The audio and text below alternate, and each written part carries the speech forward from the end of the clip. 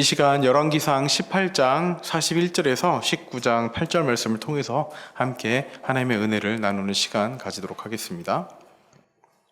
한 절씩 교독하도록 하겠습니다. 엘리야가 아합에게 이르되 올라가서 먹고 마시소서, 큰 비 소리가 있나이다. 아합이 먹고 마시러 올라가니라. 엘리야가 갈멜산 꼭대기로 올라가서 땅에 꿇어 엎드려 그의 얼굴을 무릎 사이에 넣고 그의 사원에게 이르되 올라가 바다 쪽을 바라보라. 그가 올라가 바라보고 말하되 아무것도 없나이다. 이르되 7번까지 다시 가라. 7번째에 이르러서는 그가 말하되 바다에서 사람의 손만한 작은 구름이 일어나나이다. 이르되 올라가 아합에게 말하기를 비에 막히지 아니하도록 마차를 갖추고 내려가소서 하라 하니라. 조금 후에 구름과 바람이 일어나서 하늘이 캄캄해지며 큰 비가 내리는지라. 아합이 마차를 타고 이스라엘로 가니 여호와의 능력이 엘리야에게 임하매 그가 허리를 동이고 이스라엘로 들어가는 곳까지 아합 앞에서 날려갔더라. 19장입니다. 아합이 엘리야가 행한 모든 일과 그가 어떻게 모든 선지자를 칼로 죽였는지를 이세벨에게 말하니 이세벨이 사신을 엘리야에게 보내어 이르되 내가 내일 이맘때에는 반드시 내 생명을 저 사람들 중 한 사람의 생명과 같게 하리라. 그렇게 하지 아니하면 신들이 내게 벌 위에 벌 내림이 마땅하니라 한지라. 그가 이 형편을 보고 일어나 자기의 생명을 위해 도망하여 유다에 속한 브엘세바에 이르러 자기의 사환을 그곳에 머물게 하고 자기 자신은 광야로 들어가 하룻길쯤 가서 한 로뎀나무 아래에 앉아서 자기가 죽기를 원하여 이르되 여호와여 넉넉하오니 지금 내 생명을 거두시옵소서. 나는 내 조상들보다 낫지 못하니이다 하고 로뎀나무 아래서 누워 자더니 천사가 그를 어루만지며 그에게 이르되 일어나서 먹으라 하는지라. 본즉 머리맡에 숯불에 구운 떡과 한 병 물이 있더라. 이에 먹고 마시고 다시 누웠더니 여호와의 천사가 또 다시 와서 어루만지며 이르되 일어나 먹으라. 내가 갈 길을 다 가지 못할까 하노라 하는지라.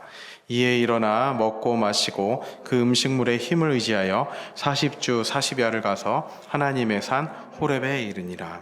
아멘. 이 말씀을 가지고 로뎀나무 아래서라는 제목으로 함께 말씀을 나누도록 하겠습니다. 저희는 지금 엘리야에 대해서 계속 나누고 있습니다. 오늘이 5번째 시간인데요. 우리 17장부터 시작한 이 엘리야와의 그 동행이 이제 어떻게 보면 절정에 이르고 또 위기의 순간으로 나아가고 있습니다. 첫 번째 우리 엘리야가 등장했던 17장에서는 정말 담대하게 그 하나님의 말씀을 선포하고 아합 왕 앞에서 담대하게 그 하나님의 메시지를 선포를 하죠. 그 다음에 그리 시냇가로 또 도망을 가고 또 그리고 사르밧 과부에게로 가고 그 모든 여정 가운데 하나님께서 가라 하시는 그곳은 주저하지 않고 마다하지 않고 갔던 그 엘리야였습니다. 그리고 이제 때가 되어서 아합 왕 앞에 서서 이제 하나님의 말씀을 선포하죠. 그리고 그들이 섬기는 바알 신과의 그 대결을 통해서 통쾌한 승리를 거두게 됩니다. 그것이 지난주까지 나눴던 내용입니다. 그렇게 지난주 하나님의 놀라운 승리에 관한 말씀을 나눴습니다.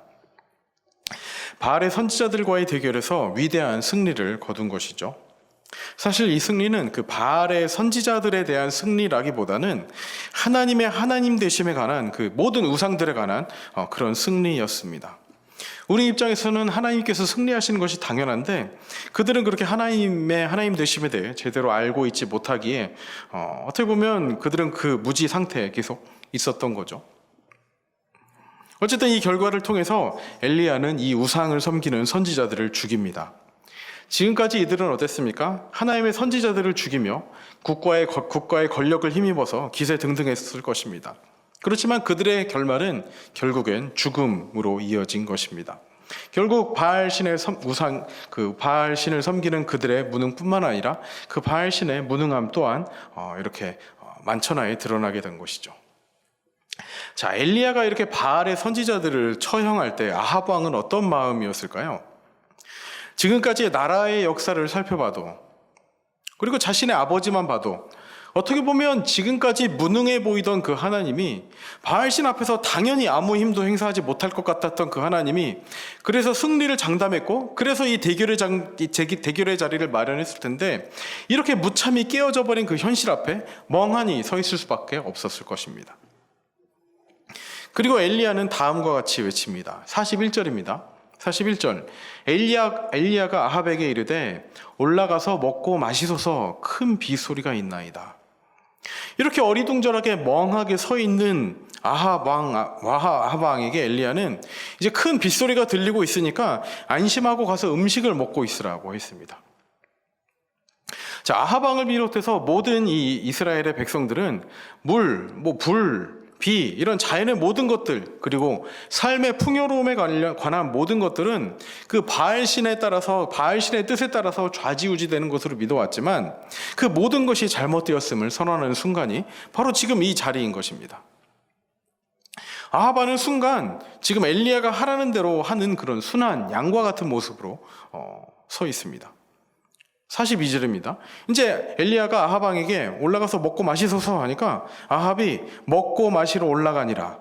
엘리야가 갈멜산 꼭대기로 올라가서 땅에 꿇어 엎드려 그의 얼굴을 무릎 사이에 놓고, 아합은 엘리야의 말에 따라서 먹고 마시러 올라갑니다.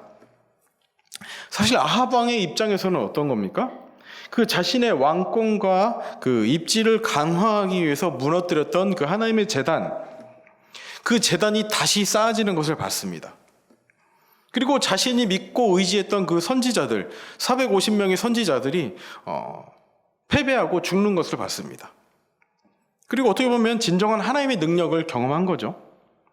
그리고 지금은 이제 선지자의 명령에 따라 음식도 먹고 있는 그런 상황입니다. 자, 18장 초반에서 나눴던 그 오바댜라는 그 사람에 대해서 함께 나눠봤습니다.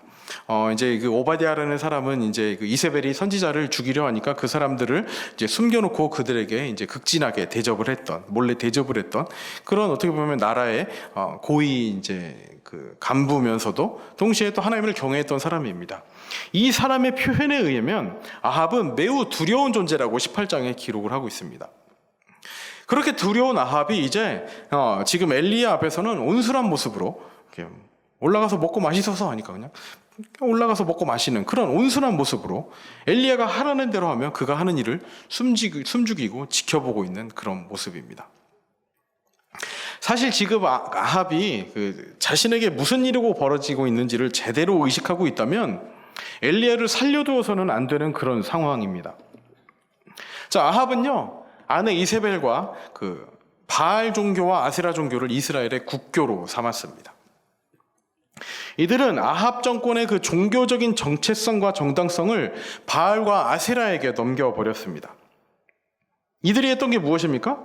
지금까지 조상 대대로 물려 내려져 오던 그 여호와 신앙을 아예 이 땅에서 없어버리려고 했던 그런 상황입니다.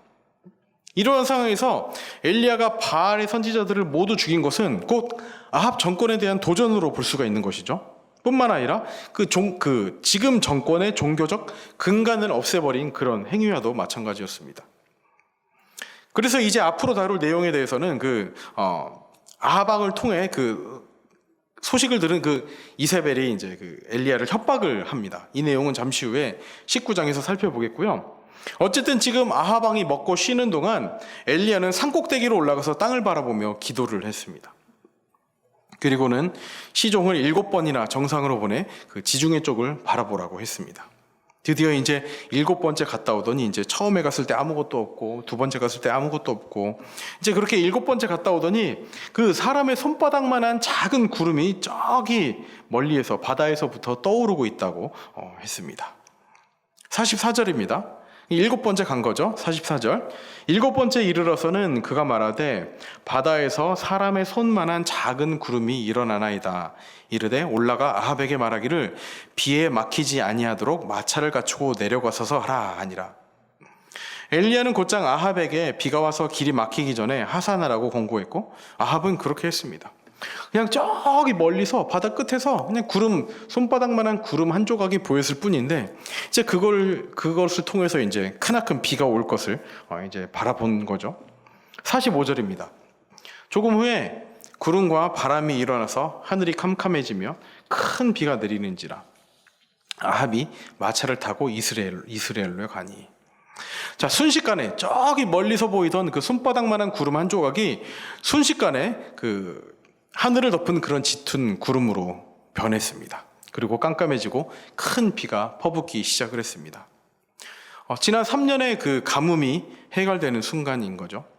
그러면서 동시에 하나님의 능력이 증명되는 그런 시간입니다. 지금까지의 사건을 통해서 아합 왕뿐만 아니라 이스라엘의 모든 백성들이 깨달아야 했던 것이 무엇입니까? 그들에게 비를 주시는 이는 바알이 아니라 여호와 하나님이란 것을 깨달았어야 합니다. 아합과 이스라엘은 이 순간까지 자신들의 삶에서 누린 모든 풍요로움이 하나님께로부터 비롯된 것임을 인정했어야 했습니다. 그리고 바알은 아무것도 할 수 없는 그런 무기력한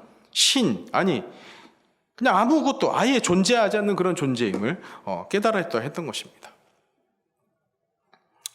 그리고 이제 이 18장에 이어서 이제 이세벨의 등장으로 19장이 시작을 합니다. 이세벨이 등장을 하면서 지금까지와는 다른 양상으로 전개가 되고 있습니다. 우리 19장 1절 한번 보도록 하겠습니다.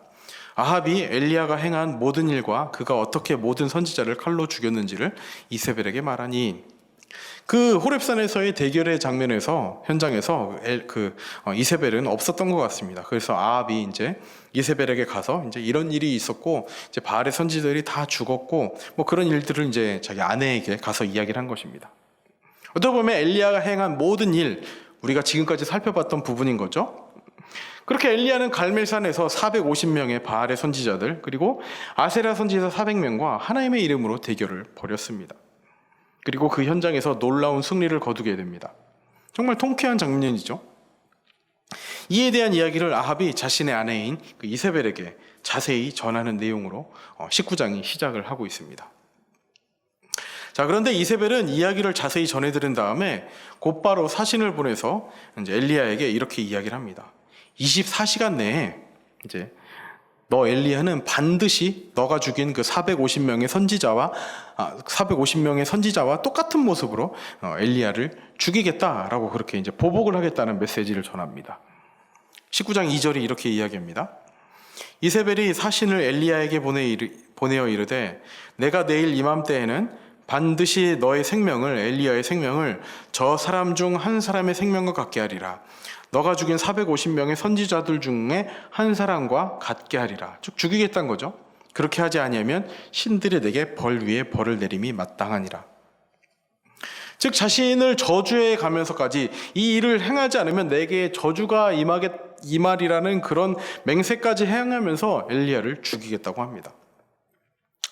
사실 이 이세벨의 반응은 좀 이해가 되지를 않습니다. 갈멜산에 있었던 그 놀라운 그 기적의 사건을 그렇다면 최소한 여호와 하나님의 존재를 무시할 수 없다는 생각쯤은 할 수 있을 법한 그런 상황인데도 이세벨은 이렇게 반응을 하고 있습니다. 자기 자신을 저주하는 극단의 맹세의 형식을 취하면서 복수를 다짐하고 있는 겁니다. 아합도 그렇고 이세벨도 마찬가지입니다. 조금이라도 지혜가 있는 사람이라면 이제라도 여호와 하나님을 인정하고 바알로부터 돌아와서 하나님께로 돌아와야 하는 그런 마음의 생각들이 있어야 하는 겁니다. 그렇게 돌아와야 하는 거죠. 그것이 마땅히 취해야 하는 반응입니다. 그러나 이세벨은 다시 그 기회를 거부하고 더 악한 곳으로 더 깊이 나아가고 있는 겁니다. 그런데 더 이상한 상황이 이제 앞으로 전개가 됩니다. 이세벨의 이런 반응도 이해가 되지 않지만 이 이야기를 전해들은 엘리야의 반응도 심상치가 않습니다. 이세벨의 최후 통첩을 받은 엘리야가 나타낸 반응은 지금까지의 엘리야의 모습에 비추어 볼 때 의외의 모습입니다. 아니, 실망스럽다고 해도 좋을 것 같습니다. 엘리야는요, 생명의 위협을 느껴서 도망을 갑니다. 우리 3절 말씀 한번 읽어보도록 하겠습니다. 3절입니다. 그가 이 형편을 보고 일어나 자기의 생명을 위해 도망하여 유다에 속한 브엘세바에 이르러 자기의 사환을 그곳에 머물게 하고. 엘리야는 이렇게 생명의 위협을 느껴서 도망을 가게 됩니다. 방금 전까지 위대한 승리를 거둔 엘리야였지만 그 모습은 온데간데 없이 도망을 갑니다. 그리고 사실 그가 생명의 위협을 느낀 것은 이번이 처음이 아닙니다. 그가 처음 사역의 현장의 모습을 드러내는 순간 17장의 왕 앞에서 하나님의 저주를 선포했던 그 순간부터, 아합의 면전에 나타나서 가뭄을 예언하는 그 순간부터 그는 생명의 위협을 느끼며 살아왔습니다. 그래서 계속 도망다니면서 사역했던 것이 엘리야 자신이었습니다. 결국 엘리야는 전국에 현상 수배가 내려진 그런 상황이었고, 아합은 엘리야를 잡기 위해서 혈안이 되어 찾아다니는 상황 속에서 계속 살아왔던 겁니다. 그럼 그가 갑자기 모든 것을 내려놓습니다. 그리고 자기의 생명 때문에 도망한다고 3절에 기록을 하고 있습니다. 그리고 브엘세바라는 곳에 이르러서는 이제 사환을 그곳에 머물게 하는 거죠. 이 브엘세바에 자기의 사환을 머물게 하고 또 브엘세바를 떠납니다. 즉 사환을 떠나고 브엘세바를 떠나는 상황인 것입니다. 이 브엘세바는요, 그 유다의 남쪽 경계선입니다. 즉 브엘세바를 떠났다는 것은 이제 사역의 현장을 떠난 겁니다. 그리고 자신의 사역을 수종드는 사환을 남겨두고 떠났다는 것도 이제 사역을 내려놓고 포기하고 떠났다는 것을 암시하는 겁니다. 모든 걸 다 내려놓고 떠난 것이죠. 방금 전까지 갈멜산에서 850명의 선지자에게 담대하게 하나님의 이름을 선포하며 백성들을 향해 너희가 어느 때까지 둘 사이에서 머뭇머뭇하려느냐, 여호와가 하나님이면 그를 따르라 라고 담대하게 외쳤던 엘리야가, 그렇게 백성들이 하나님께 돌아오기를 간절히 원했던 엘리야가 이제는 그 백성들을 포기하고 자신의 사역을 내려놓고 모든 것을 내려놓고 사역지를 내려놓고 그 백성을 포기하고 떠나버린 것입니다. 그리고 이제 엘리야는 그 이스라엘 백성들이 주의 언약을 버렸다고 두 번씩 하나님께 불평을 하면서 그 자신의 침체 상황을 정당화하려 하고 있습니다. 어떻게 보면 그 이제 모든 원인을 백성들에게 이제 떠넘기는 거죠. 19장 10절과 14절 말씀입니다. 우리 10절 먼저 한번 읽어보도록 하겠습니다. 우리 다 함께 읽습니다. 시작.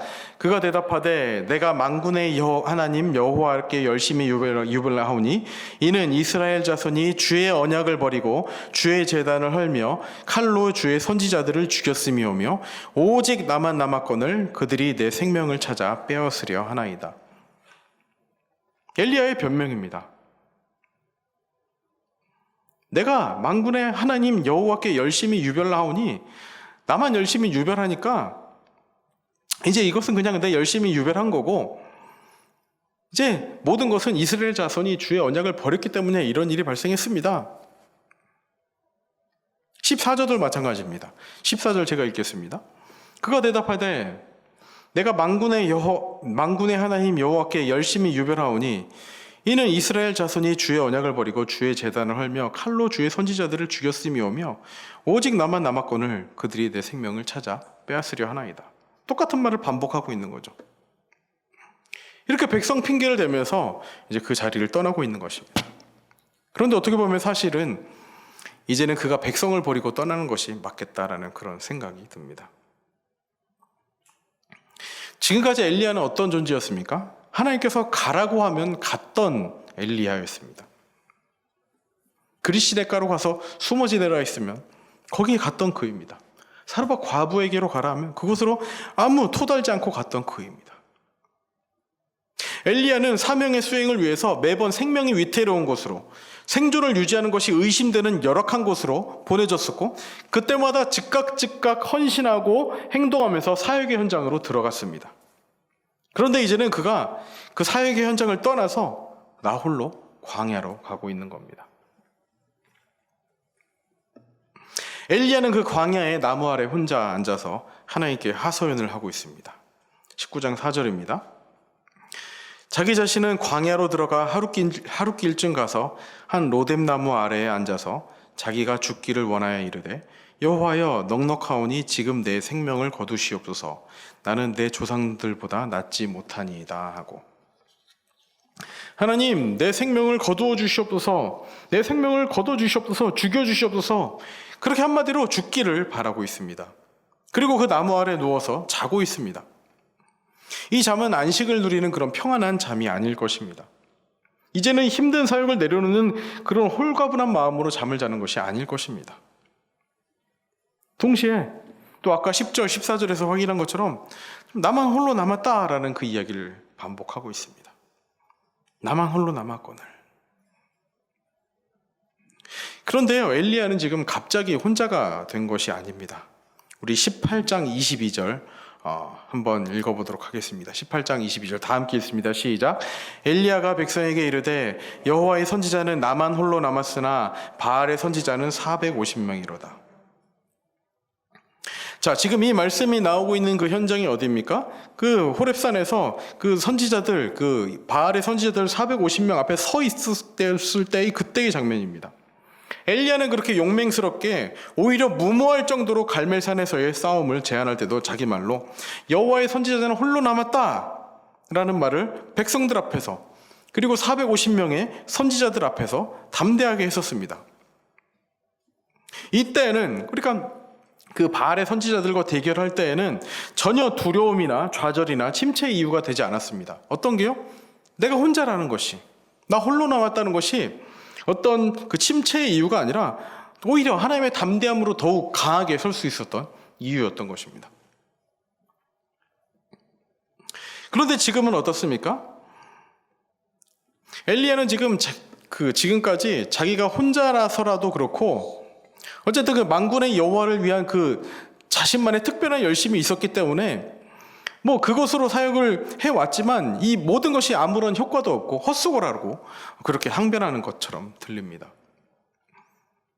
그렇게 열심히 사역을 했는데 백성들은 언약을 버렸고 또 제단도 헐어져 버렸고 또 선지자들은 죽이고 이제는 그렇게 열심히 사역한 나까지 도리어 죽임을 당할 처지가 되어버렸다고 반항을 하고 있는 겁니다. 어떻게 보면 하나님을 향한 그런 불평어린 하소연을 하는 것처럼 들리기도 합니다. 이렇게 선지자는 극도의 좌절감, 무력감, 허탈감에 빠져 있습니다.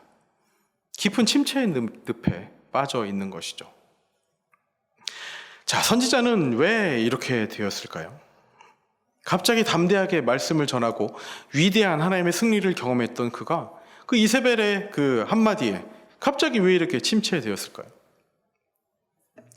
오늘 본문은요, 오히려 선지자의 잘못을 이렇게 끄집어내기보다는 그 선지자의 처지를 현실적으로 이해해보라는 요구를 담아 이 장면을 우리에게 제시하고 있는지도 모르겠습니다. 우리는 이런 성향이 있죠. 일단 이런 일이 발생을 하면 과연 왜 일이 생겼는지, 선지자의 잘못이 무엇인지 그것을 찾아서 선지자를 책망하려는 모습으로 쉽게 나아가려는 그런 우리의 경향을 자제해야 할 것입니다. 만약 선지자가 무엇이 잘못됐기 때문에 이런 일이 있었기 때문에 잘못됐다라고 그 원인을 파악하려 한다면 우리는 자칫 그 욥의 세 친구와도 같은 그런 오류를 범할 가능성을 가지고 있는 것이죠. 하나님은 욥의 문제를 그 인과응보의 눈으로 다루려 했던 그런 욥의 세 친구들을 책망하면서 하나님은 그 욥의 문제를 그 인과응보의 눈으로만 다루려 했던 그 욥의 세 친구들을 하나님께서는 책망을 하셨죠. 그것처럼 우리도 어떤 잘못의 원인이 어디 있는가를 찾기에 앞서서 그냥 일단 이 현상을 그대로 바라봐야 할 것입니다. 그리고 엘리야가 겪는 이러한 현상이 교회에서 사역을 하는 우리에게도 모두에게 나타나기도 하죠. 갑자기 힘들어서 사역을 내려놓고 싶은 그런 마음, 또 우리의 경험을 비춰봐서도 전혀 낯설거나 충격적인 그런 모습이 아닙니다. 이유도 없이, 그냥 밑도 끝도 없이 이제는 사역을 내려놓고 어디론가 떠나고 싶어지고 지금까지 사역한 모든 것이 한없이 허탈감으로 다가오는 그런 허전함, 쓸쓸함을 느낄 때가 우리에게도 있을 겁니다. 엘리야가 사환을 남겨두고 혼자 떠나듯이 이제는 교회에서 섬기는 거 다 내려놓고 조용히 혼자 보통 사람으로 그냥 하루하루를 살아가고 싶다는 그런 생각, 지금까지 열심히 했지만 아무런 결실도 없는 것 같고 나 혼자만 유별나게 열심히 특심인 것 같은 그런 무력감과 좌절감이 이유도 없이 그냥 엄습해 오는 때가 종종 있으리라 생각이 됩니다. 동시에 앞에서 이미 이야기를 했지만 그 엘리야가 이렇게 침체에 빠진 것은 그냥 자신이 혼자라는 생각, 그런 생각 때문만도 아니었을 것입니다. 그런 사역을 가장 활발하게 왕성하게 수행하고 있을 때도 자기가 혼자 남았다는 것을 알고 있었습니다. 이렇게 혼자라는 사실 때문에 엘리야가 침체에 빠진 것은 아니라는 말씀이죠. 동시에 생명의 위협 때문만도 아니었습니다. 지금까지 계속 생명의 위협을 느꼈는데 갑자기 그 이세벨의 그 말이 위협으로 다가왔을 리는 없을 것입니다. 또 사역에 열매가 없다는 생각 때문도 아니었을 것입니다. 어떻게 보면 이러한 생각들은 엘리야가 이와 같이 침체에 빠지게 한 원인이 아니라 어떻게 보면 침체에 빠진 현상이 이렇게 나타나는 것일 뿐입니다. 혼자 남았다는 이야기도, 이제 생명의 위협을 느끼고 있다는 이야기도, 그리고 사역에 열매가 없다는 이야기도, 백성들은 다 하나님의 언약을 떠나버렸다는 그 말도 그냥 침체에 빠진 그 엘리야의 현상일 것입니다. 그렇다면 과연 엘리야가 이렇게 무력감에 빠진 그 이유를 무엇이라고 우리는 생각해야 될까요?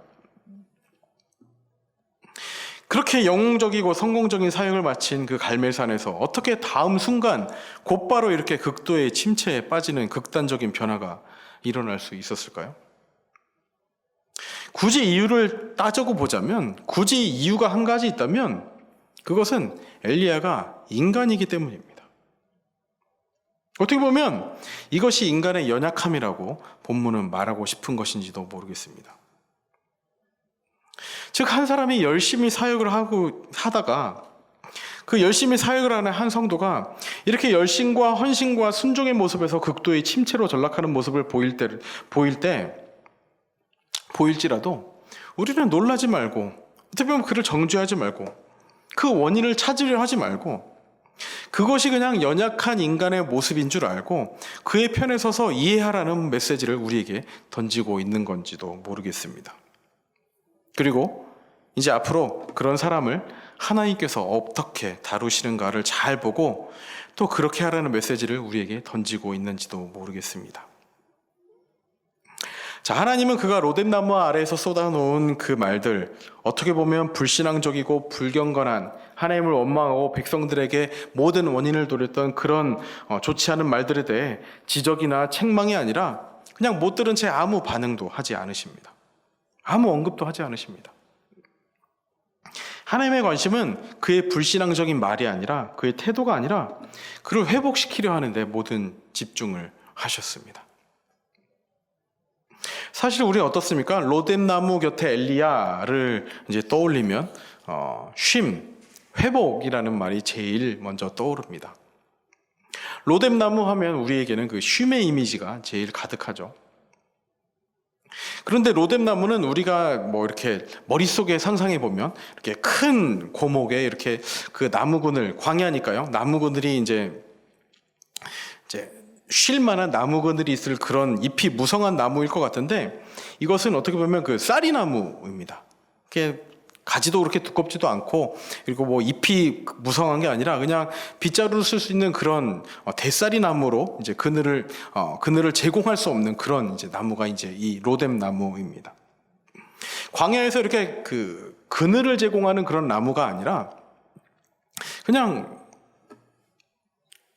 정말 보잘것없는 초라한 나무가 이 로뎀나무입니다. 그 말은 엘리야는 광야에서 쉬기 위해서, 그늘을 찾기 위해서 이 로뎀나무 아래에 앉은 것이 아닙니다. 로뎀나무를 찾은 엘리야가 선택한 것은 쉼이 아니라는 것을 알 수 있습니다. 지금 로뎀나무 아래에 앉아 있는 이유는 엘리야는 죽기 위해서 앉아 있었습니다. 로뎀나무 아래 앉은 것이나 그곳에서 이제 하나님께 이제 죽여달라고 하는 것이나, 어쨌든 그 로뎀나무에서의 삶은 비참한 심정이 가득한 모든 것을 우리에게 보여주고 있는 것입니다. 로뎀나무의 가장 첫 번째 이미지는 즉 죽음이었던 것입니다. 그의 비참한 성격, 비참함의 그 모든 심경이 가득한 곳, 그곳이 로뎀나무였던 곳이죠. 죽고 싶어 택한 곳, 쉼을 제공하는 것이 아니라 죽음을 의미하는 곳, 그곳이 로뎀나무였습니다. 어떻게 보면 무덤으로 택한 곳이죠. 그런데 이런 로뎀나무를 하나님께서는 어떻게 바꾸시는지 그 장면을 함께 살펴보도록 하겠습니다. 지금까지 자기의 보람이고 영광이고 가치이고 존재의 의미였던 모든 것을 던져버리고 이제 광야의 로뎀나무 아래서 좌절과 허탈에 빠져 죽음을 생각하다 쓰러져 잠들었습니다. 그런 엘리야에게, 그 고독한 사람에게 하나님은 하나님의 사자를 보내십니다. 지금까지는 어땠습니까? 이 선지자를, 엘리야를 계속 어떤 사역지로 보내셨던 하나님, 어디로 가라 하셨던 그 하나님이 이제는 자신의 사자를 선지자 엘리야에게 보내십니다. 아니, 이것은 어떻게 보면 하나님 자신이 이 선지자를 찾아오심이라고 해도 좋을 것 같습니다. 그리고 잠든 선지자를 위해서 숯불에 구운 떡과 한 병 물을 준비하시고 선지자를 어루만지십니다. 그리고 그에게 말을 거십니다. 일어나서 먹으라. 우리 5절을 함께 읽어보도록 하겠습니다. 5절입니다. 시작. 로뎀나무 아래에 누워 자더니 천사가 그를 어루만지며 그에게 이르되 일어나서 먹으라 하는지라. 다른 어떤 것도 묻지 않았습니다. 너 왜 이렇게 불경스러운 말을 하니? 너 왜 이렇게 갑자기 내가 그 놀라운 승리를 줬는데 그 이후에 갑자기 왜 돌변 행동을 하니? 그런 다른 어떤 거 묻지 않으셨습니다. 그냥 떡과 물을 준비하시고는 일어나서 먹으라, 그렇게 말씀하셨습니다. 자, 어떤 음성과 어떤 어투로 하나님께서 이렇게 말씀하셨을지 능히 짐작이 가실 겁니다. 광야의 고독한 선지자와 하나님과의 대면이 이렇게 이루어지고 있습니다. 지친 선지자는 그것을 먹고 또 다시 쓰러져 잠이 듭니다. 또 하나님은 다시 똑같은 동작, 똑같은 말로 다시 선지자 곁에 찾아오십니다. 자, 하나님이 엘리야에게 확인시키시고 싶은 것이 무엇이었을까요? 하나님이 무엇보다도 엘리야에게 주고 싶은 메시지가 무엇이었을까요? 너는 혼자가 아니다. 내가 너와 동행하고 있다. 너는 혼자가 아니다. 내가 너와 함께하고 있다. 이 메시지를 주고 싶으셨던 것입니다. 결과적으로 엘리야는 고독한 사람이 아니었습니다. 또 홀로 하나님을 대적했던 사람들을 무찔렀던 그런 영웅도 아니었습니다. 무엇보다도 먼저 엘리야는 하나님과 동행하는 사람이었습니다. 오늘 본문은요, 온통 지칠 대로 지치고 침체될 대로 침체되어 자포자기의 상태로 광야 나무 아래 쓰러져 있는 엘리야에게 어떻게 하나님이 동행하시는가, 어떻게 하나님이 찾아오셔서 이 사람과 함께하며 회복시키시고 세우시는가를 생생하게 보여주는 모습으로 가득 차 있습니다.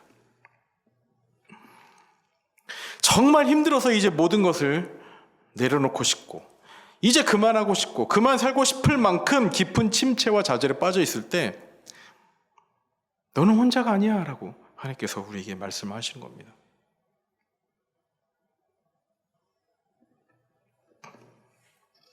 그리고는 우리에게 힘을 주시죠. 일어나서 먹으라, 먹고 쉬라. 4절 말씀을 다시 한번 보도록 하겠습니다.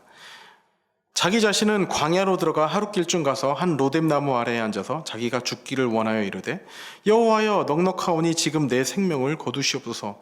나는 내 조상들보다 낫지 못하니이다 하고. 어떻게 보면 엘리야의 이 말은 하나님에 대한 불신앙, 불평의 말이 아니라 인생이 너무 힘들고 힘들어서 작고 작은 그 한 인간, 그 인간을 마주했을 때 나의 초라하고 그 비천한 모습을 마주했을 때 그 미천한 자의 신음소리인 줄 하나님께서 들으셨던 겁니다.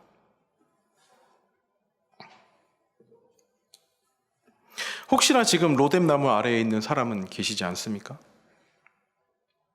지금까지 열심을 다 집어치우고 힘들다는 내색조차 사치스러워서 그냥 조용히 어디론가 사라지고 싶은 분들이 계십니까?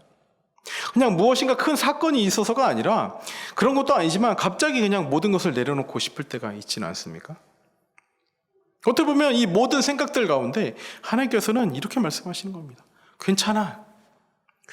너의 불평과 너의 모든 원망, 불신앙처럼 보이는 너의 모든 그런 원망들 다 괜찮아. 괜찮다라고 말씀하시는 것이 오늘 하나님의 메시지인 겁니다. 일단 모든 거 내려놓고 먹고 쉬어. 때로는 저 또한 그런 생각이 들 때가 있습니다. 나는 정말 잘하고 있는 것이 맞나? 제대로 가고 있는 것이 맞나? 나 때문에 잘못 가는 거면 어떡하지? 나의 결정 때문에 성도들이 피해를 입으면 어떡하지? 불현듯 이런 생각이 찾아옵니다. 그럴 때 가장 큰 위로가 무엇입니까? 나는 하나님과 동행하고 있는 존재지. 하나님 때문에 행복한 존재지. 하나님과 동행하고 있지. 이것을 생각할 때, 이것이 정말 내 삶에 온전히 체득될 때, 그럴 때 우리에게 큰 힘이 되는 것입니다. 어떻게 보면 그 고민을 시작하게 했던 것도 로뎀나무 아래였고, 또 그 답을 얻은 것도 로뎀나무 아래였던 것입니다. 엘리야는 죽기 위해 로뎀나무를 선택했지만 하나님께서는 회복을 주시기 위해 그 로뎀나무에서 회복을 시켜주셨습니다. 저는 저 개인적으로 몇 년 전부터 지켜오던 그런 결단이, 아주 작은 결단이 하나 있습니다. 일주일에 한 번은 꼭 그 청계산 기도원에 올라가서 기도하는 것입니다. 뭐 비가 오나 눈이 오나 바람이 부나 뭐 장마 때도 또 한파에도 그냥 일주일에 한 번은 항상 그 자리를 지키는 것이 저의 결단입니다. 그리고 그 자리에서 절박한 심정으로 하나님께 부르짖는 거죠. 주여 아버지 이렇게 부르짖고 내려오는 겁니다.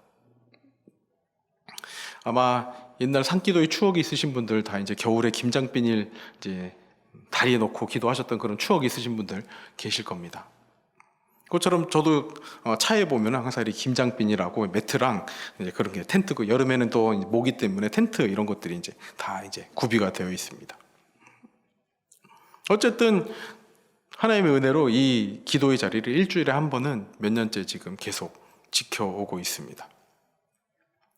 그런데 사실 뭐 대단하게 보실 수도 있겠지만 이 결단이 대단한 게 아닌 게, 제가 저의 모습을 봐도 어떤 날은 그냥 기도를 하려고 하는 것인지 그냥 소리만 지르고 내려오는 건지 모를 그런 날들도 있었습니다. 그냥 주여 아버지 부르짖는데 그냥 스트레스 해소하기 위해서 부르짖는 건지 아니면 진짜 하나님께 부르짖는 건지, 그런 것이 저조차도 헷갈릴 그런 날들이 있었습니다. 몇 년 전에도 이런 일이 있었습니다. 왜 나한테만, 다른 사람들은 겪지 않는 그런 고통인 것 같은데, 그런 일들인 것 같은데, 왜 다른 사람들은 겪지 않는 그런 일들이 나에게만 일어나는 거지? 왜 나한테만 이런 힘든 일이 계속 일어나는 거지? 이런 원망 어린 마음과 한탄의 마음이 섞인 채 산에 올라갔습니다. 그냥 2월이었던 걸로 기억을 합니다. 아직 봄이 오기 전에 그 추운 날씨에 별 기대감 없이 그래도 일주일에 한 번은 가기로 결단을 했으니까 그냥 올라갔습니다. 이제 가장 먼저 그 기도의 자리에 이제 자리를 잡고 이제 앉았는데, 가장 먼저 나오는 것은 한숨이었습니다. 한숨. 그날도 기도였는지 그냥 고함 치면서 스트레스 해소하는 것인지였는지, 저의 그 마음속에 있는 분노를 표출하는 것이었는지 그냥 모르겠습니다. 그냥 주여 주여 하면서 그냥 큰 소리로 부르짖고 있었습니다. 그런데 그때 제 머릿속을 스쳐 지나가는 그런 한 장면이 있었습니다. 그냥 산을 매주 그렇게 오르는 저를 따뜻한 눈길로 지켜보시고 따라오고 계시던 분의 그런 시선이었습니다. 그냥 한 걸음 한 걸음 발을 떼며 산을 오르는 그 모습을 저의 머릿속에서 쓱 스쳐 지나가서 보여주신 겁니다. 그리고 그 자리를 지켰던 저에게 미소 짓고 계시는, 그리고 제가 기도를 하던 그냥 고함만 치던 그것에 상관없이 그냥 그 자리를 지킨 것만으로도 흐뭇하게 바라보시는 그분의 따뜻한 그런 눈길이 느껴졌습니다. 사실 이 장면이 하나님이 주신 장면인지 아니면 제 머릿속에 맴도는 그런 생각이었는지도 모르겠습니다. 어쨌든 그렇지만 그 순간 저의 눈에서는 청계산의 차가운 산바람을 뚫고 눈물이 흘러내렸습니다. 그냥 모르겠습니다. 하염없이 흘러내렸습니다. 그런데 그 순간 이런 마음이 지나가는 겁니다. 이것으로 됐다. 하나님이 내 한 걸음 한 걸음 지켜보고 계셨지. 하나님이 정말 이 기도의 자리를 지키면서 끊임없이 그 자리를 지켰던 나의 모습을 보셨지? 아, 이거면 됐지. 하나님이 나와 함께 하시지. 아, 하나님이 나를 보호하고 계시지. 아, 하나님이 나를 지켜보고 계시지. 이것만으로 됐던 겁니다. 뭐 억울한 상황, 답답한 심경, 이런 것들이 바뀐 것은 아무것도 없었지만 그 분노, 억울함에 흘렸던 눈물의 이유를 하나님께서는 하나님과 함께 하시는 그 감격의 눈물로 바꿔주셨습니다. 그리고 저의 마음에는 아, 이것으로 됐지. 그런 확신이 들었습니다. 다른 것은 아무것도 필요가 없는 그런 상황이 되었던 것입니다. 엘리야에게 로뎀나무는 어떤 곳이었습니까? 죽고 싶다는 하소연을 한 장소이기도 하지만 동시에 하나님의 보호하심을 경험한 곳이기도 합니다. 지금 로뎀나무가 여러분에게는 어떤 곳으로 남기 원하십니까? 그냥 여러분의 불평, 불만을 토로하고 그곳으로 모든 것을 때려치고 싶은 그런 곳으로 로뎀나무가 남기 원하십니까? 아니면 하나님의 보호하심을, 하나님의 이끄심을, 하나님과 동행함을 경험하는 곳으로 남기 원하십니까? 오늘 이 기도의 자리가 로뎀나무의 자리가 되기를 진심으로 소망합니다. 단순히 여러분의 힘든 부분들을 토로하고 그것으로 불평, 불만, 어떻게 보면 불신앙으로 보이는 그런 모습을 토로하는 자리가 아니라 그 가운데 하나님의 위로하심을, 하나님의 인도하심을 경험하는 곳이 되기를 진심으로 소망합니다.